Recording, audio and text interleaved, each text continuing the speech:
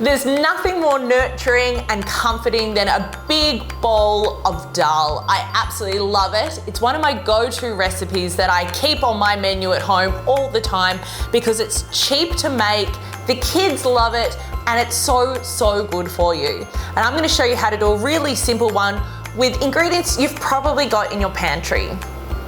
I'm gonna start this recipe with a few tablespoons of full flavored coconut oil.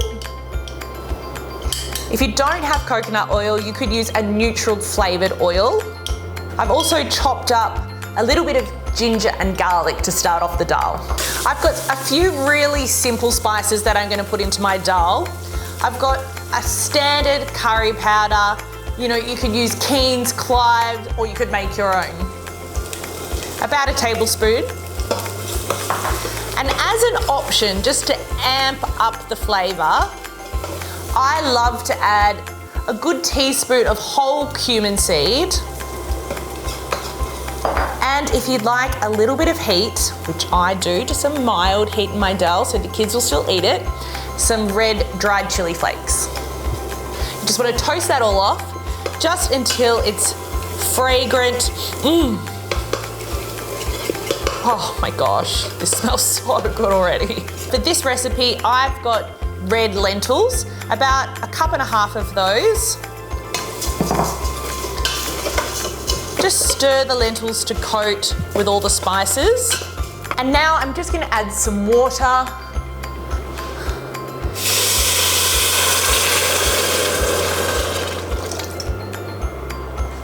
And I've got a can of coconut cream here too.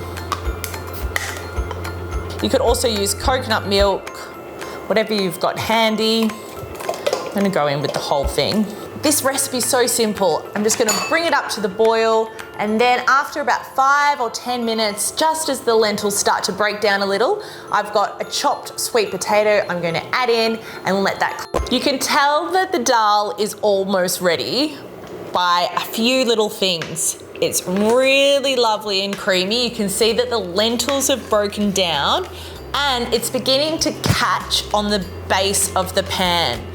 So they're two really clear signs that you're almost done, which is great. To finish this off and just to amp it up with a little bit of extra goodness, I'm going to add in a can of chickpeas, which have been drained. And I'm always up for adding a little bit of greenery, so I've got some baby spinach as well.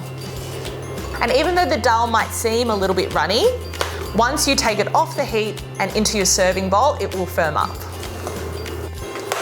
I reckon that's good to go. Yum, so much goodness. So comforting, so nourishing.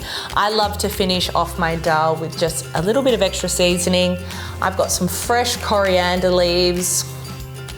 And this recipe is perfect for any vegetarian or vegan friends that you might have without sacrificing on flavour.